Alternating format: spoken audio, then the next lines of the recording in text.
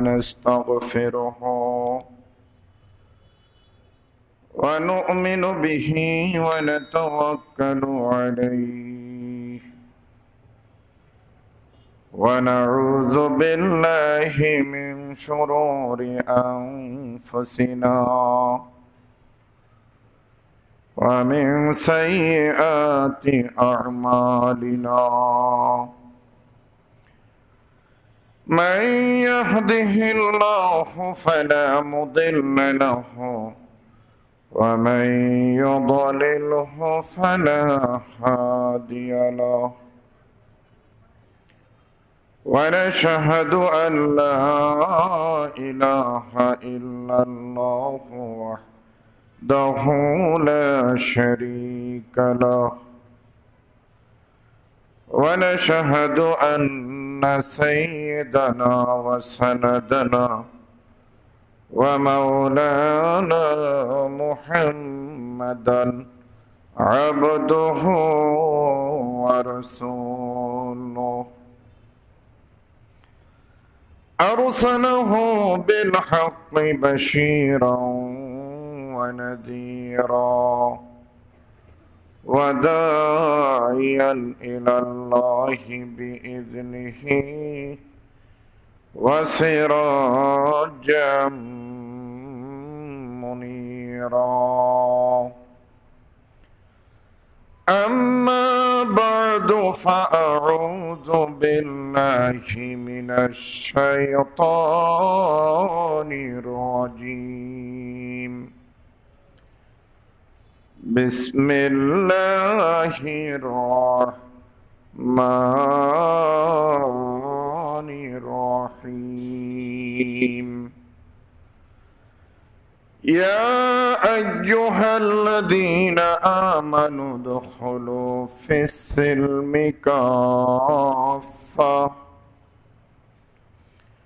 ولا تتبعوا خطوات الشيطان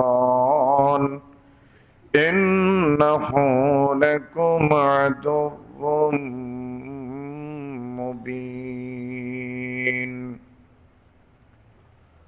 وقال النبي صلى الله عليه وسلم بني الإسلام على 5 شهادة أن لا إله إلا الله وأن محمدا رسول الله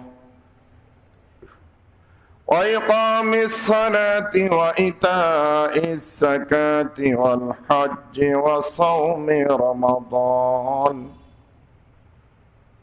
أو كما قال عليه الصلاة والسلام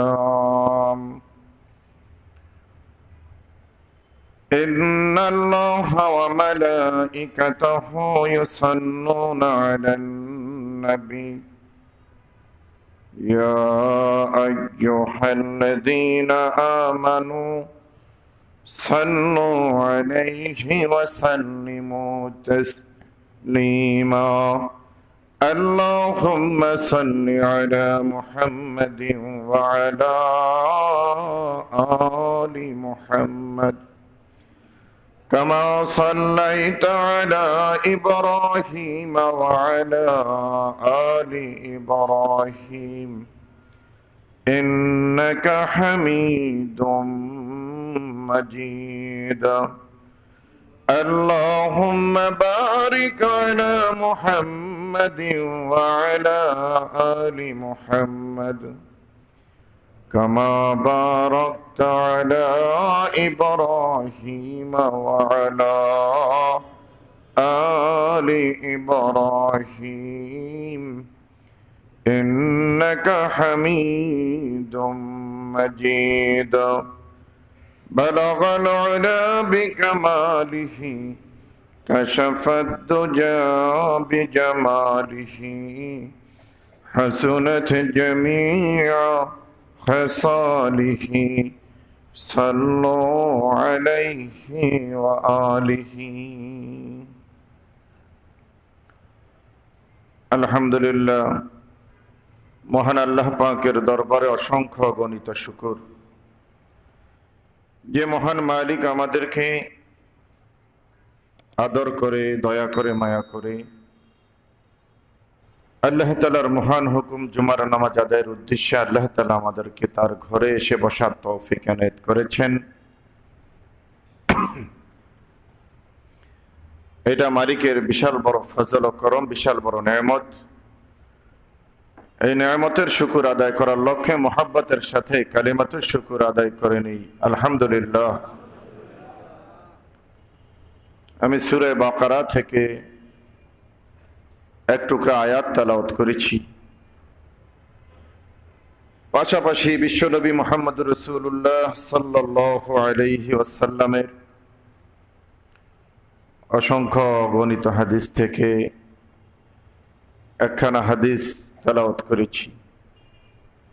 আয়াত আর হাদিসটিকে সামনে রেখে কোরআন ও হাদিসের আলোকে আমলের নিয়তে কিছু কথা বলার চেষ্টা করব, বাকি আল্লাহর ইচ্ছা। আমি যে আয়াতখানা তেলাওয়াত করেছি কোরআনে কারীমের প্রসিদ্ধ একখানা আয়াত। এই আয়াতের মধ্যে আল্লাহ রাব্বুল আলামিন ঈমানদারদেরকে, মুমিনগণকে একটা আদেশ দিয়েছেন আর একটা নিষেধ করেছেন, একটা পালনীয় আর একটা বর্জনীয়। আল্লাহ তাআলা আমার আয়াতের মধ্যে তেলাওয়াতকৃত আয়াতের মধ্যে বলেন, ইয়া আইয়ুহাল্লাযীনা আমানু, হে বিশ্বাসীরা, হে ঈমানদাররা, উদখুলু ফিস সিলমি কাফা, তোমরা ইসলামের মধ্যে পরিপূর্ণভাবে দাখিল হও, ইসলামে ঢুকে পড়ো। অর্থাৎ এক কথায় পরিপূর্ণ মুসলমান হও। ইসলামের যত বিধিবিধান আছে পালনীয়, গ্রহণীয়, এই সমস্ত বিধিবিধানের মধ্যে পরিপূর্ণভাবে ঢুকে যাও। ওয়ালা তাত্তাবিউ খুতুওয়াতিশ শাইতান, যেটা নিষেধ করেছেন সেটা হলো আল্লাহ তাআলা বলেন, তোমরা শয়তানের পদাঙ্ক অনুসরণ করো না। ইন্নাহু লাকুম আদুউম মুবিন, নিশ্চয়ই শয়তান তোমাদের স্পষ্ট শত্রু।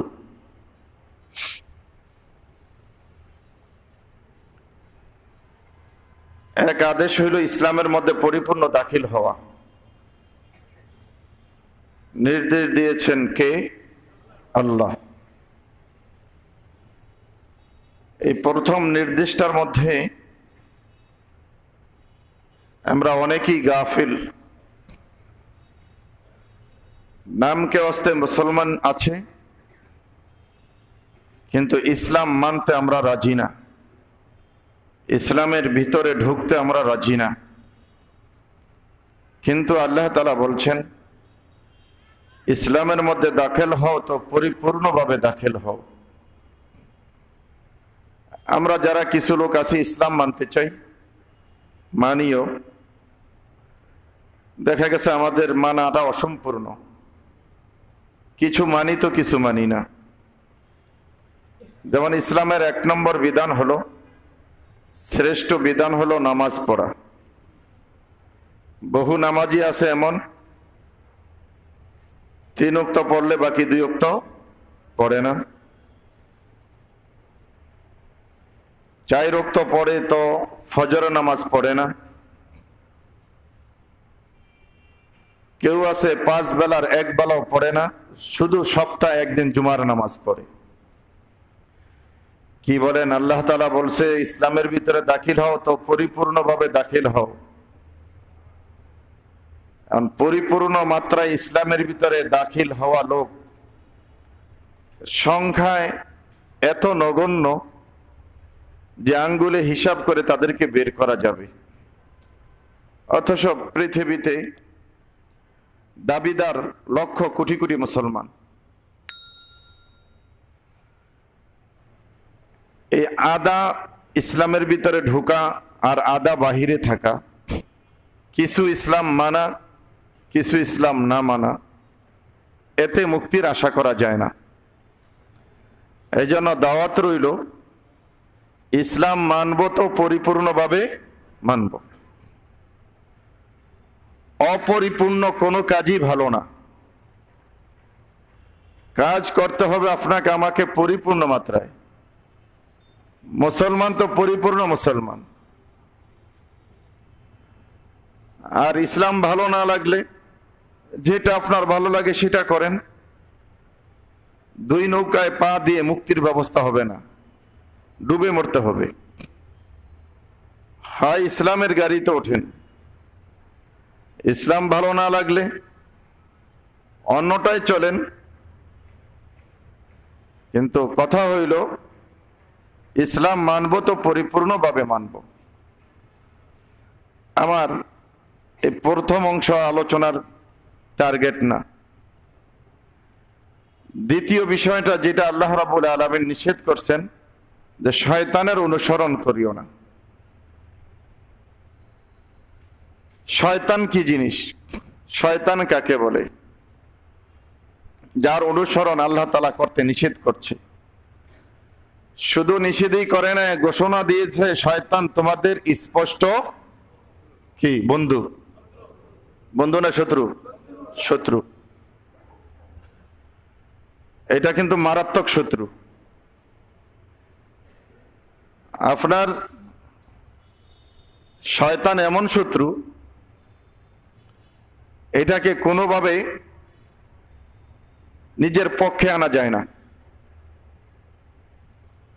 কথাগুলি লক্ষ্য করে বুঝবেন। দুনিয়ার জগতে যদি মানুষ মানুষের শত্রু হয়, তো ওই শত্রু মানুষটাকে অনেক সময় তোষামত খোসামত করিয়া নিজের পক্ষে আনা যায়। কি বলেন, আনা যায় কি যায় না? যায়। বা শত্রুকে যদি কিছু উপঢৌকন ধরাইয়া দেন, কিছু ঘুষ যদি তাকে ধরাইয়া দেন,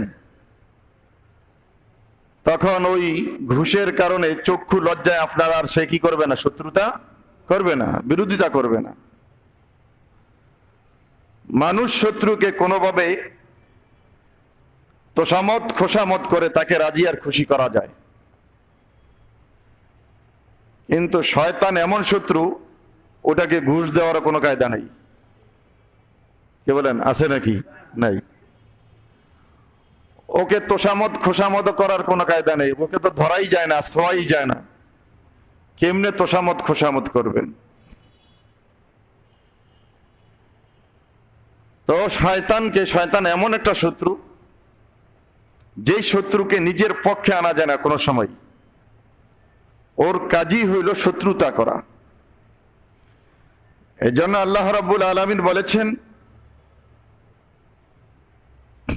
শত্রু যেটা শয়তান, এটার তোমরা অনুসরণ করিও না।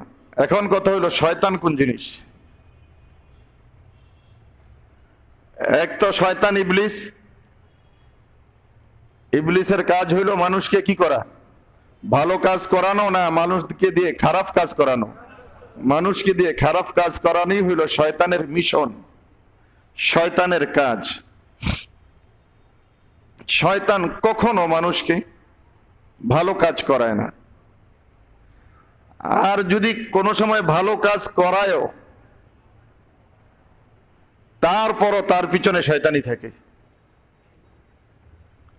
শয়তান যদি কোনোদিন কোনো মানুষকে ভালো কাজও করায়, তারপরও তার নিয়ত খারাপ থাকে, ওখানেও তার শয়তানি থাকে। বাস্তব বিগত দিনও শুনাইছি, বারবার শুনাইতে হয়, জেহেনকে তাজা করার লক্ষ্যে। আমিরে মুআবিয়া রাদিয়াল্লাহু তাআলা আনহু একদিন তাহাজ্জুদের নামাজ পড়তে পারেন নাই। যারা নিয়মিত তাহাজ্জুদের নামাজ পড়ে, একদিন তাহাজ্জুদের নামাজ ছুটিয়া গেলে কি বলেন, খুশি লাগে না কষ্ট লাগে? অনেক কষ্ট লাগে, অনেক ব্যথা লাগে।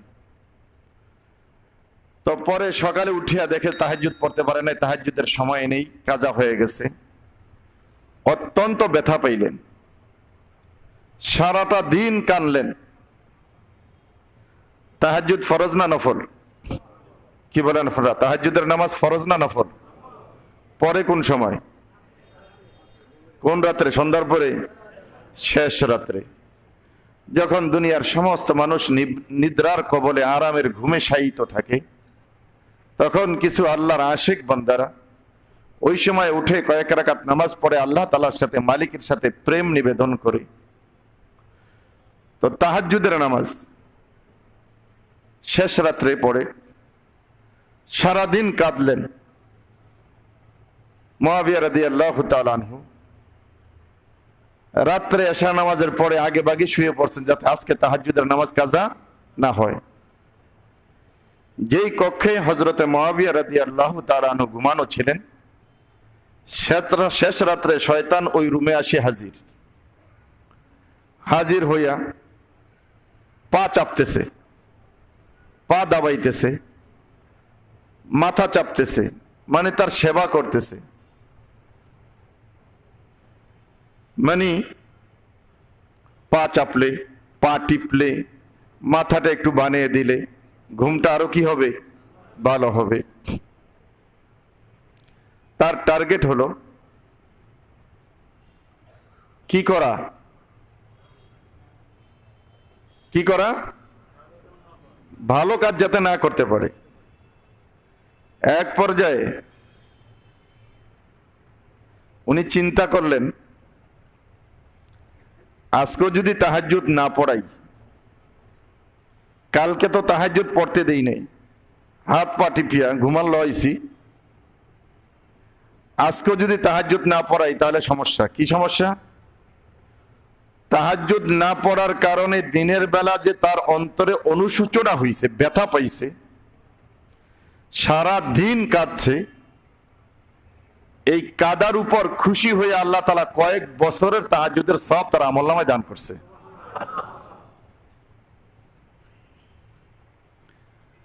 ইবলিস মনে মনে ভাবলো, আজকেও যদি ঘুম পাড়ায় রাখি, কালকে সকালে আবার কেমন কান্না দেয় আল্লাহ জানে, না জানি আবার 1000 বছরের তাহাজ্জুদের সওয়াব তার আমলনামায় যোগ হয়ে যায়।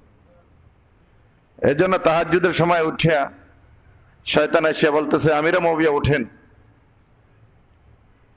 তাহাজ্জুদের নামাজের ওক্ত হয়ে গেছে। মুআবিয়া রাদিয়াল্লাহু তাআলা আনহু বলে, তুমি কে? বলে, আমি ইবলিস। বলে, আমার রুমে কেন আসছো? বলে, আপনাকে তাহাজ্জুদের জন্য জাগানোর জন্য আসছি। বলে, শয়তানের কাম তো তাহাজ্জুদ পড়ানো না, শয়তানের কাজ হইল মানুষকে তাহাজ্জুদ থেকে কিভাবে দূরে সরাইয়া দেওয়া যায়। তোমার তো কাম মানুষকে নামাজ পড়ানো না। বলে, হ্যাঁ আমিরুল মুমিনিন, কথা ঠিক বলছেন, আমার কাম তাহাজ্জুদ পড়ানো না।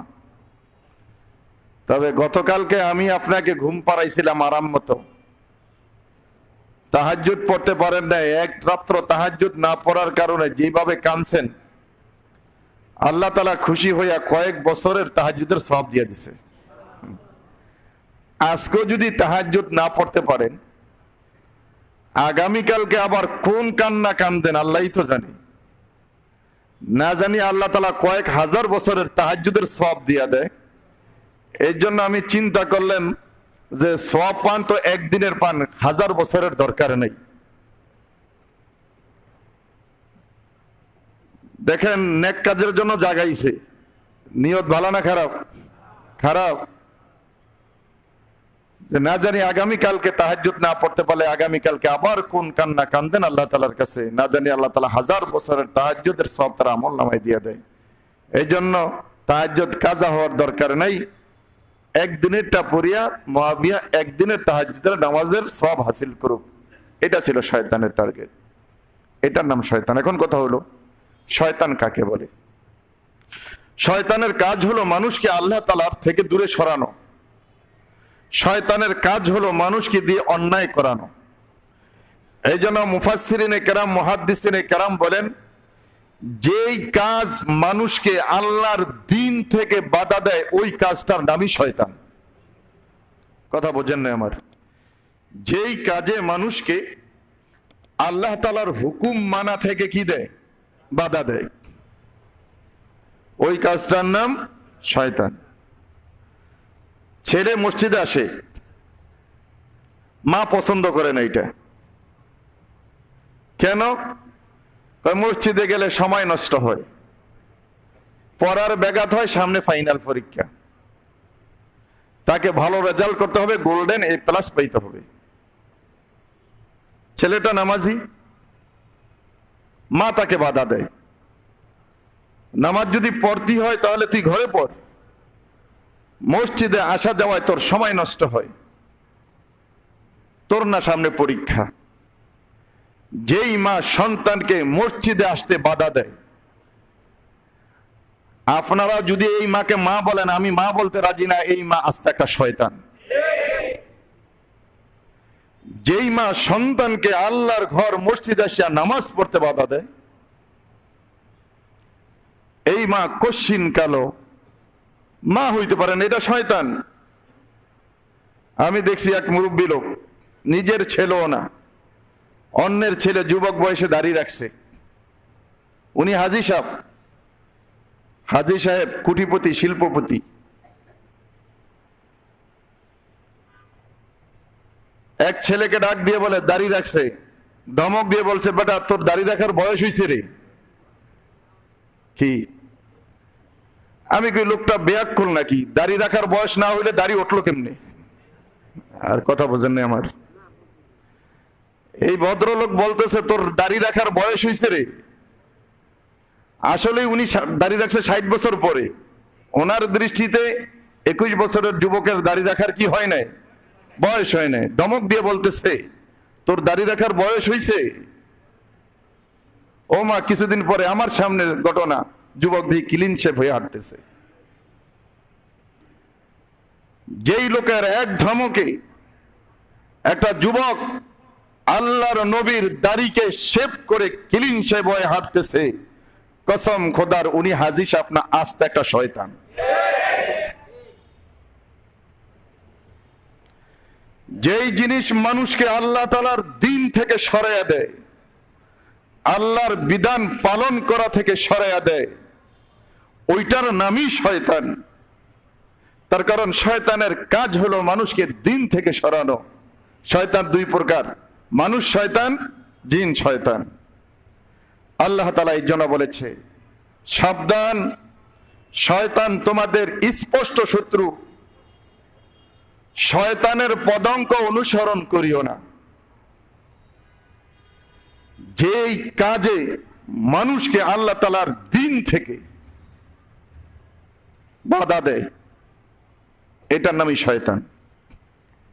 যে ইন্টারনেট যুবককে আল্লাহ তাআলার দ্বীন মানা থেকে বাধা দেয়, যেই ইন্টারনেটে মসজিদে আসতে দেয় না, যেই গান বাজনায় মানুষকে মসজিদ থেকে দূরে রাখে, ওইটা গান না, ওইটার নামই শয়তান। ওইটা ইন্টারনেট না, ওইটার নামই শয়তান। বসে আছে শয়তান আমাদের ঘাড়ের উপর, আমাদের মাথার উপর 24 ঘন্টার 24 ঘন্টাই চেপে বসে আছে। শয়তানের মোকাবেলা করে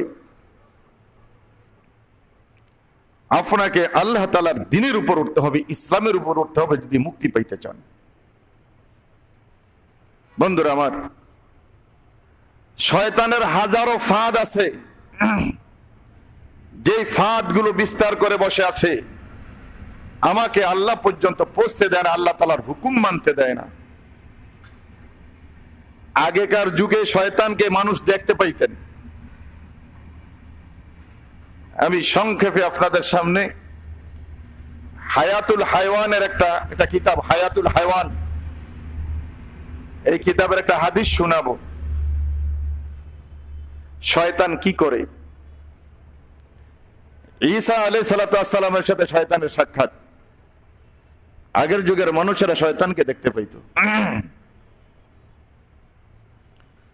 আমি সংক্ষেপে আলোচনা করার চেষ্টা করব আপনাদের সামনে শয়তানের 5টা ফাঁদ,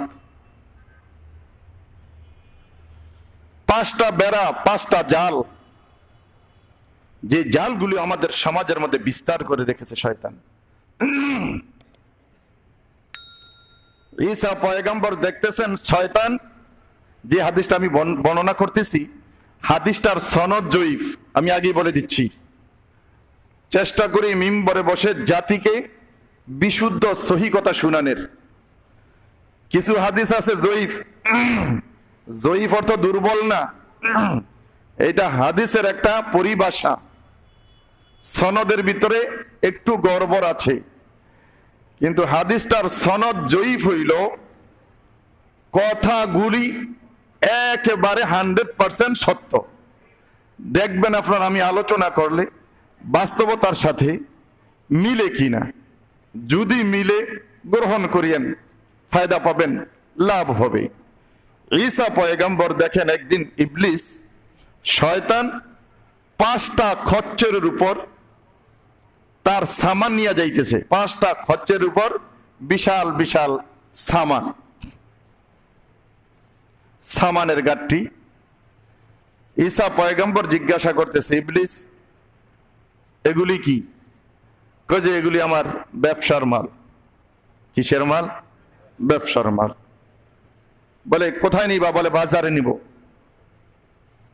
বেশ ভালো কথা, তো এই খচ্চরটার পিঠের উপর কি মাল তোমার? কয় যে এইটার মধ্যে জাওর, বুঝছেন? এটার মধ্যে কি জাওর, বুঝেন নাই? এটা আমি আরবি শব্দ বলছি। জাওর অর্থ জুলুম, জাওর অর্থ কি? জুলুম। কয় যে এই খচ্চরের পিঠে যেই বোঝাটা আছে, এই বস্তাটা যে আছে, এই বস্তার মধ্যে কি? জুলুম। কোথায় বিক্রি করব? আরে বলেন, বাজারে। ঈসা পয়গম্বর জিজ্ঞাসা করলো,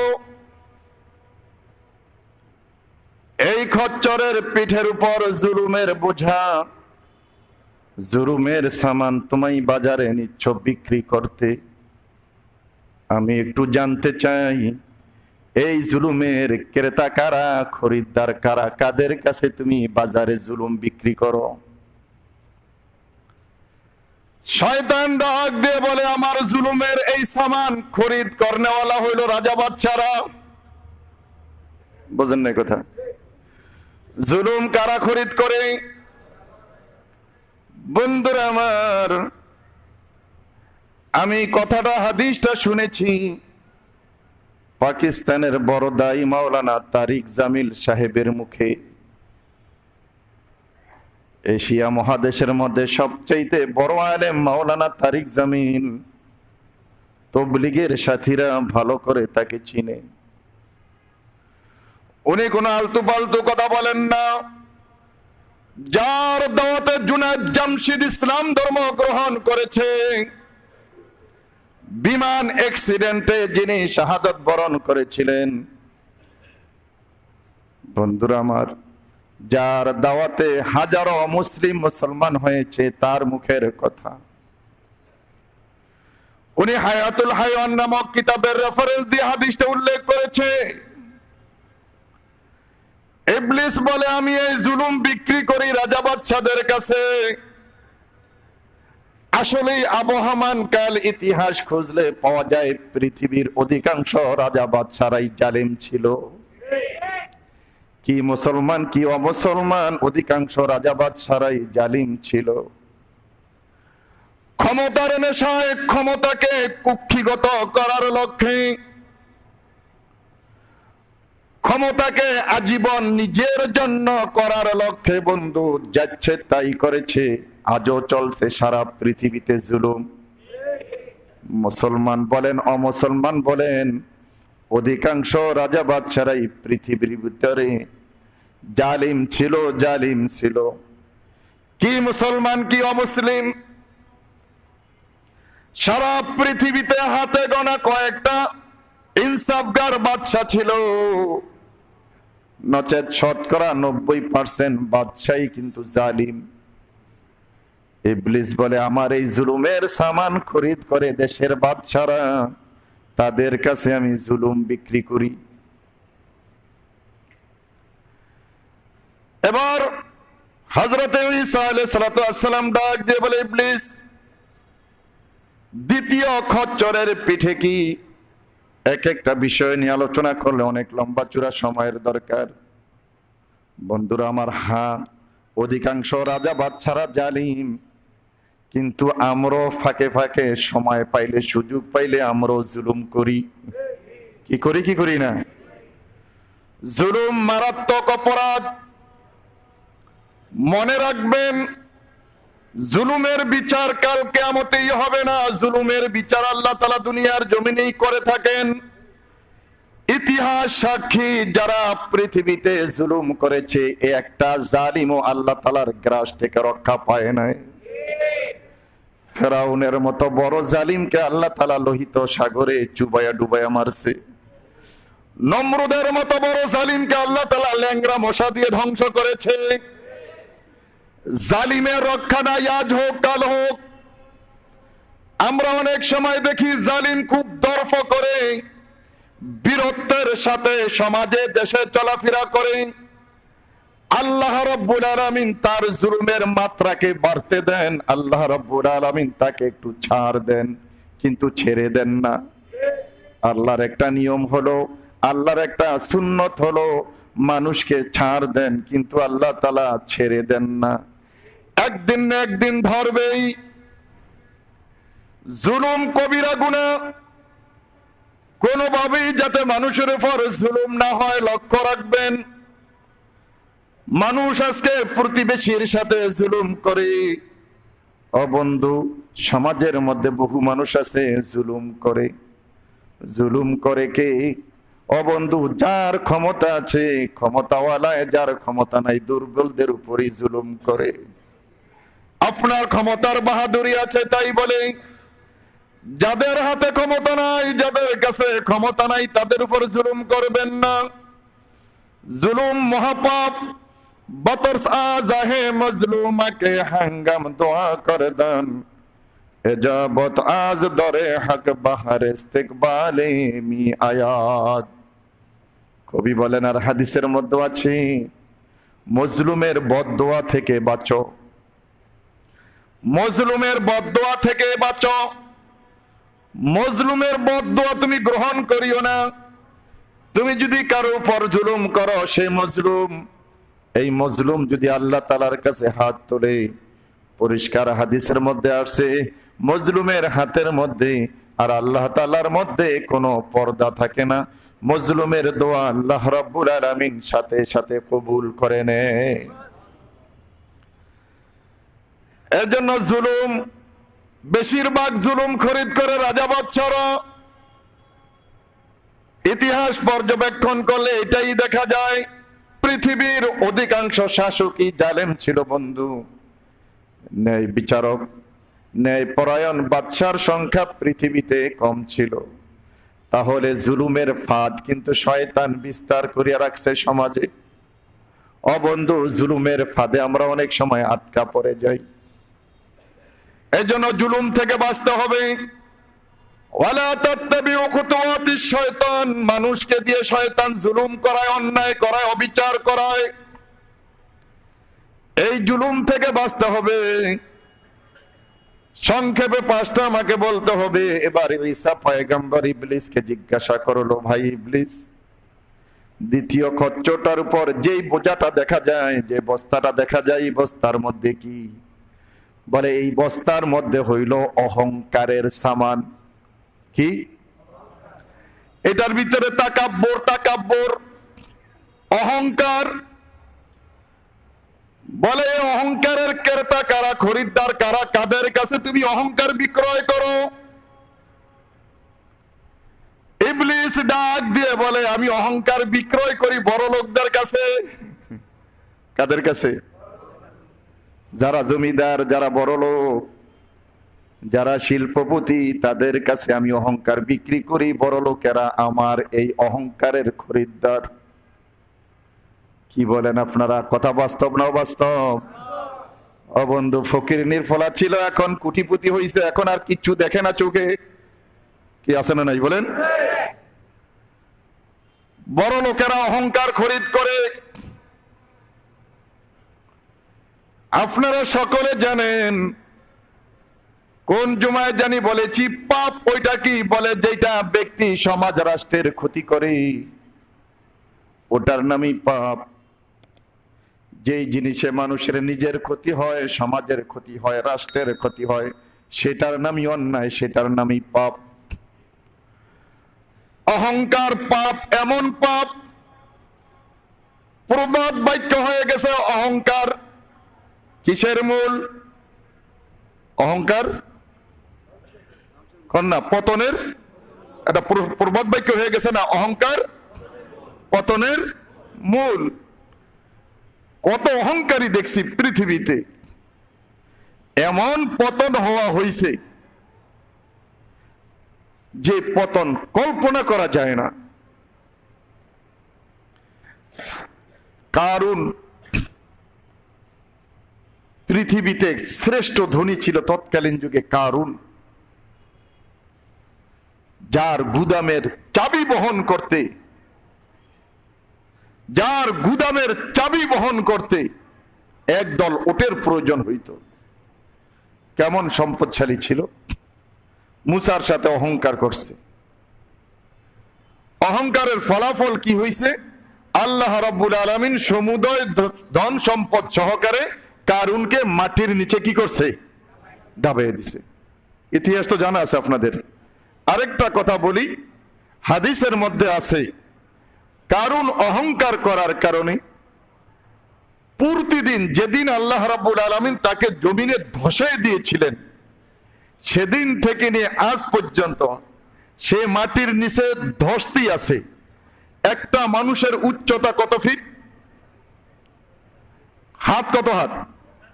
3.5 হাত। প্রতিটা মানুষ তার হাতের মাপে কতটুক? 3.5 হাত। হাদিসের মধ্যে আসছে, কারণ আজও প্রতিদিন তার শরীরের উচ্চতা সমপরিমাণ মাটির নিচে ডাবতেছে, অর্থাৎ প্রতিদিন সে 3.5 হাত মাটির নিচে ডাবতে থাকে। এহাতকে কিয়ামতের সকাল পর্যন্ত প্রতিদিন 3.5 হাত করে মাটির নিচে সে ডাবতেই থাকবে। কিসের ফলাফল এটা? বলেন না একটু, কিসের? অহংকার। আমরা দেখছি পৃথিবীতে যারা এই অহংকার করছে, আল্লাহ তাআলা বলে, বেটা তুই অহংকার করবি কি? তোর আছেটা কি? কি আছে আমার অহংকার করার? আল্লাহ তাআলা বলে, অহংকার করলে একমাত্র মানায় আমি আল্লাহ তাআলার জন্য। এজন্য আল্লাহ তাআলা বলেন, আল কিবরু রিদাই, অহংকার করা আমার চাদর, অহংকার আমার মুখী সাজে। অহংকার করলে আমি করতে পারি, পৃথিবীর কোন মানুষ কি অহংকার করতে পারে না। দেখবেন ঝগড়া লাগলে একটা আরেকটা কয়, আমার চিনস কি? কয় কি কয় না? আমাকে চিনস কা? যাকে কইতেছে ও পেশাব করলে পেশাব বাইরায়, আর যে বলতেছে আমাকে চিনস, ও পেশাব করলে শরবত বাইরায় নাকি? কি কি বলেন আপনারা? ও পেশাব করলে কি শরবত বাইরায়? যারে ধমক দিতে আছে, যার সাথে অহংকার করতেছে, তার পায়খানা থেকে দুর্গন্ধ ছড়ায়, আর অহংকারকারীর পায়খানা থেকে মেশক অম্বরের গন্ধ ছড়ায় না? এইরকম কি বলেন? অহংকার, এই অহংকার মানুষের ভিতরে আছে, অহংকার মানুষকে ধ্বংস করে। তাজা একটা ঘটনা শুনে আপনাদেরকে। রিসেন্টলি এক ধনী ব্যবসায়ী বিমানে উঠছে, খুব ধনী মানুষ। যেখানে তার সিট পড়ছে, পাশের সিটেই একজন সাধারণ টাইপের লোকের সিট পড়ছে। পোশাক আশাক তেমন ভালো না, চুল এলোমেলো, বয়স্ক আরো বৃদ্ধ একটা গরিব মানুষের সিট পড়ছে ধনট্ট ব্যবসায়ীর পাশে। এই ধনট্ট ব্যবসায়ী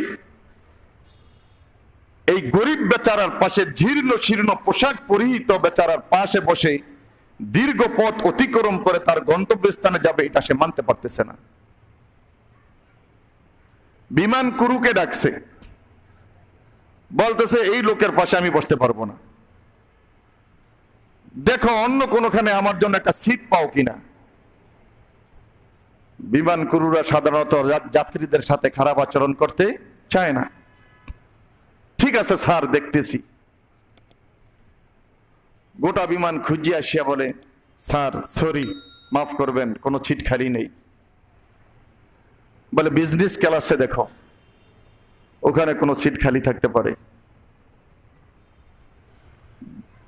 ক্রু বিজনেস ক্লাসে গেছে, গিয়ে দেখে বিজনেস ক্লাসও কি নাই, সিট কি নাই, খালি নাই। আর সে বলতে, স্যার সরি, মাফ করবেন আমাকে, বিজনেস ক্লাসও কোনো সিট কি নাই, খালি নেই। এই অহংকারী ধনী ব্যক্তি বিমান ক্রুকে বলতেছে, পাইলটকে গিয়ে বলো আমার জন্য যাতে সিটের ব্যবস্থা করে, আমি এখানে বসবো না, টাকা আছে তো। আসলে পাইলটের পাশে একটা সিট খালি ছিল। বিমান ক্রু যখন পাইলটের কাছে গিয়ে এই ধনী ব্যক্তির এই অহংকার স্বরূপ আচরণের কথা পেশ করলো, তখন পাইলট বলছে ঠিক আছে তার কাছে যাও। বলে হ্যাঁ সিট একটা খালি আছে। বলে কোথায়, কার পাশে? বলেন না কার পাশে? পাইলটের পাশে এক সিট খালি আছে। ধনট্য ব্যক্তি তো খুশিতে আটখানা, কোথায় গিয়ে বসবে? পাইলটের পাশে বসবে। পাইলট এবার বিমান ক্রুকে ডাক দিয়ে বলে, সিট খালি আছে, তবে অহংকারী ব্যবসায়ীর জন্য না, যেই লোকটার বেশভূষা দেখে তার পাশে বসতে চায় না, ওই লোকটাকে এখানে নিয়ে আসো। তাকে এখানে নিয়ে আসো, যার পাশে এই ধনট্য ব্যক্তি, অহংকারী ব্যক্তি বসতে চায় না।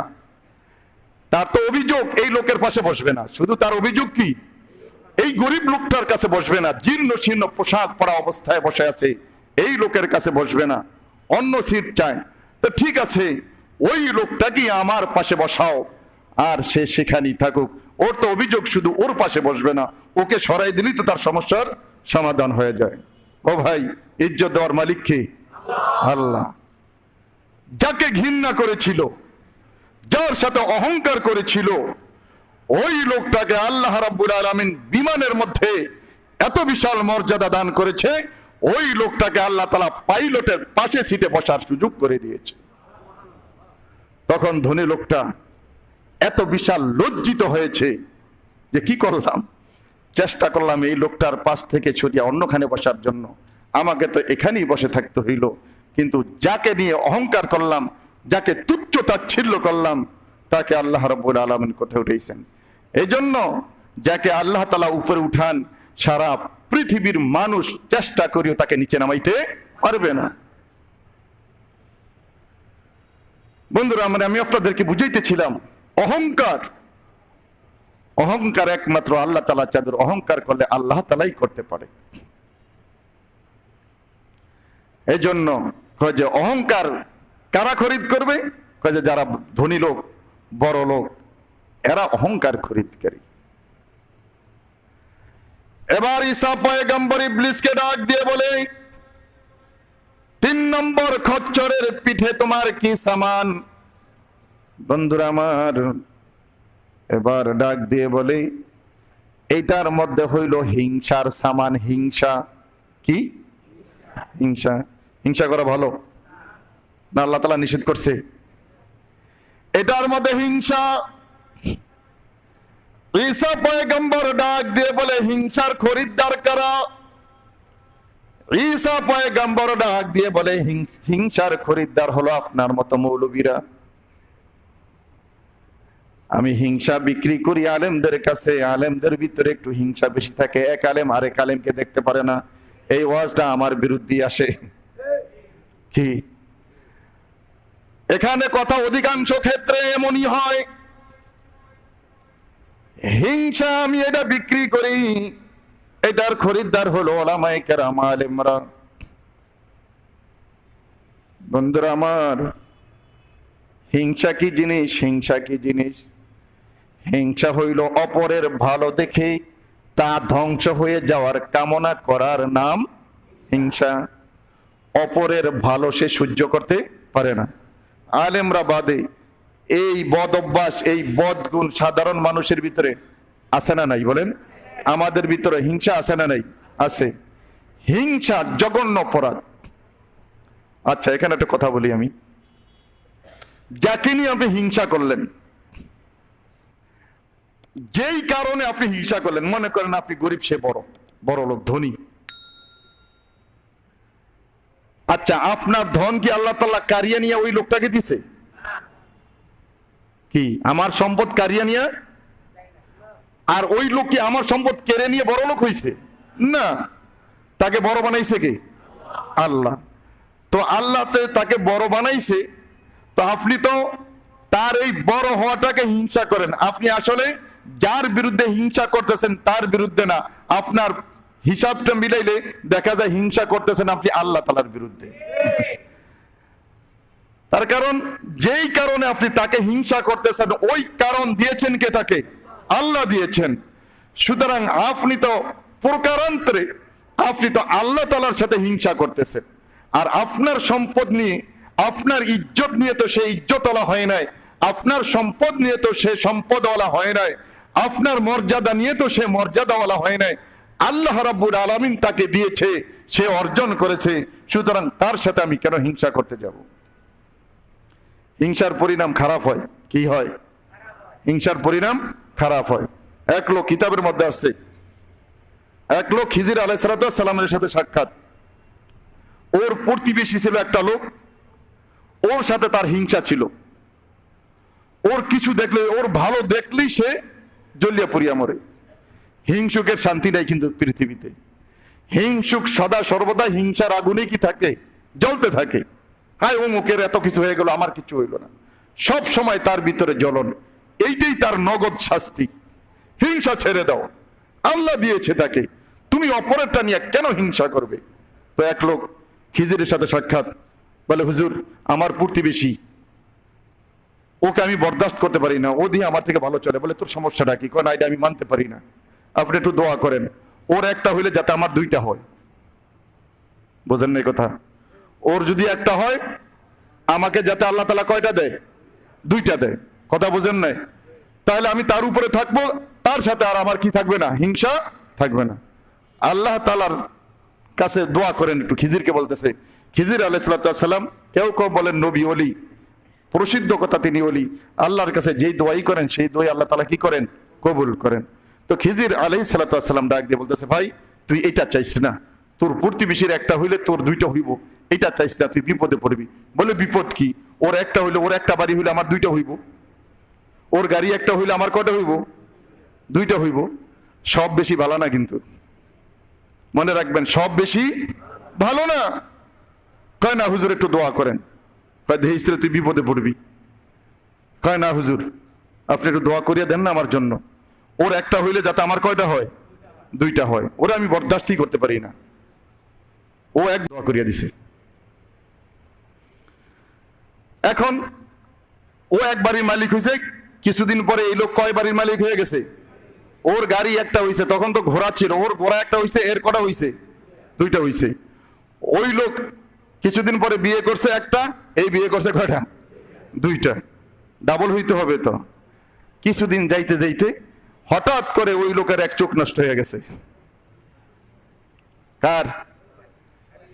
যাকে নিয়ে হিংসা করতো তার চোখ একটা কি হয়ে গেছে? এখন এর চোখ নষ্ট হয়েছে কয়টা? দুইটা। কিছুদিন পরে ওর হাত একটা নষ্ট হয়ে গেছে, এক সাইড লাগিয়ে গেছে, বিকলাঙ্গ হয়ে গেছে, প্যারালাইজড হয়ে গেছে। এখন ওই যে খিজিরের দোয়া, দেখেন হিংসার অবস্থা কি। এখন কিছুদিন পরে এই লোক গোটা শরীর কি হয়ে গেছে? প্যারালাইজ। এই আমাদের দেশে আছে না, বহু মানুষ এক হাত এক পাও লাগিয়ে যায়, কি আছে না নাই বলেন? আছে। তো ওই বেচারার হয়েছিল এক সাইড প্যারালাইজড, এখন এই ব্যক্তির হয়েছে কি? দুই সাইড প্যারালাইজড।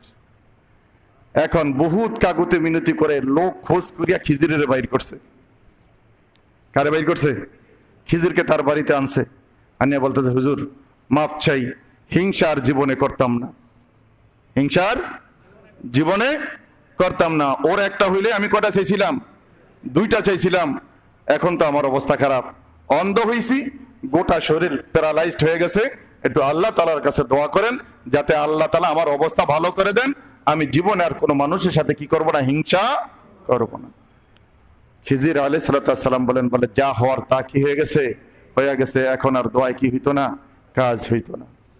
হিংসা জঘন্যতম অপরাধ। অপর ভালো চলুক, আপনার সমস্যাটা কি? আপনি কেন তাকে নিয়ে হিংসা করেন? অপর একটু রাজুকি হালতে চলছে, ভালো খাচ্ছে, ভালো চলছে, আপনার সমস্যাটা কি? আপনি এটার উপর, আপনাকে যে অবস্থায় রাখছে আল্লাহ তাআলা, এটার উপর আপনি খুশি থাকেন, সন্তুষ্ট থাকেন। বন্ধুরা আমার, ঈসা পয়গম্বরের সাথে ইবলিসের যে কথোপকথনগুলি হয়েছিল, ইবলিস এই হিংসার বীজ, হিংসার জাল ছড়ে দিছে আমাদের সমাজে। একে অপরের সাথে হিংসা করতে করতে করতে করতে যাকে হিংসা করলো তাকে দুনিয়ার জমিন থেকে পর্যন্ত বিদায় করিয়া দেয়। হিংসা জঘন্যতম অপরাধ। 1 নম্বরে জুলুম, 2 নম্বরে অহংকার, 3 নম্বরে হিংসা। সময় তো শেষ হয়ে গেছে, আরো 2 বস্তা আছে। আরো কয় বস্তা আছে? 2 বস্তা। চতুর্থ খচ্চরের পিঠে কি ছিল? এইটার পিঠে কি? সংক্ষেপে বলে শেষ করে দিচ্ছি। শয়তান বলতেছে এইটার ভিতর হইছে ধোঁকা। কি ধোঁকা? ধোঁকা বোঝেননি? ধোঁকা। ঈসা পয়গম্বর ডাক দিয়ে বলে এটার খরিদ্দার কারা? কয় যে এইটার খরিদ্দার হলো ব্যবসায়ীরা। কারা?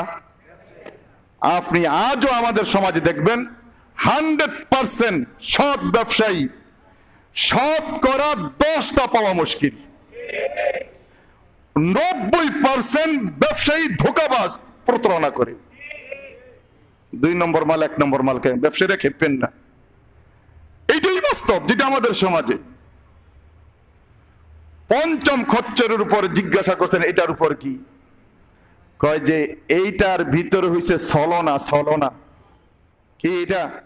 ছলনা। কয় যে খরিদ্দার কারা? কয় এইটার খরিদ্দার হইল নারীরা। কারা? নারীরা। নারীদের কাছে যে কত ছলনা আছে, আজকে অশান্তির আগুন ঘরে ঘরে এই আমার মা বোনদের কারণে। ঈসা আলাইহিস সালামের সাথে ইবলিসের যে কথোপকথনগুলি হয়েছিল, যে জাল সে বাজারে বিক্রি করে, বাজার মানে লোক সমাজে বিক্রি করে, এই 5টা মারাত্মক জাল যেগুলোর ভিতরে আমাদেরকে গ্রেফতার করে আজকে আমাদেরকে অধপতনের অতল গহ্বরে নিমজ্জিত করছে। এই জন্যই আল্লাহ তাআলা বলছেন শয়তান কিন্তু তোমাদের প্রকাশ্য শত্রু, শয়তান থেকে বেঁচে থাকো। যে 5টা জিনিসের কথা বললাম, এই 5টা মারাত্মক গুনাহ, এগুলি থেকে বেঁচে থাকার চেষ্টা করি। আল্লাহ